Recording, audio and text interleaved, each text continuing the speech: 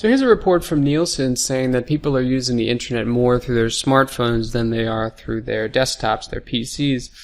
And if you look here in the article, it says that 86% of the usage is coming through apps and only 14% through the web browser on their phones. So it's going to be really important to have a mobile app going forward, and I'm going to show you how to set one of those up at a site called buildfire.com in just a second. Google just added a new feature to the Webmaster Tools on mobile usability, and it was kind of a signal that mobile usability is going to be a ranking factor in terms of where you show up in the search results going forward. And actually Google just launched a mobile-friendly label in the mobile search results. So when you see your website on the list here, it'll have something that says mobile-friendly right before the date and the description of the website. If people see that, they're going to be much more likely to click on it, knowing that they're not going to have to look at very small text and things are going to be hard to click on. It's going to be set up for a mobile device.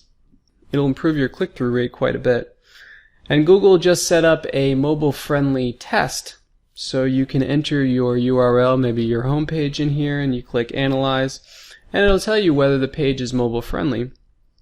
So here's the website I was talking about, buildfire.com. And you can either build an app yourself, or you can pay somebody on the site to do it for you. So I'm going to take you through the pricing plans here. There is a free version. It's somewhat limited. You do get an HTML5 web app, you get basic support updates, but you only get 200 web app installs a month and only 1,000 visits per month. And then you have the $49 a month version, which gets you unlimited visits, unlimited downloads, automatic updates, no setup fees, and they're going to submit your app to all of the app stores. And then the enterprise version if you are an enterprise. And then if you want to do it yourself, there's of course courses on HTML5 apps on Udemy. And I believe there are some free ones here, but you can pay them to do it for you. And I think if you don't have a mobile app in late 2015, you're going to be missing out on a lot of potential customers. So this is definitely an investment you want to make. The number of people who are using the internet on their phones is increasing exponentially.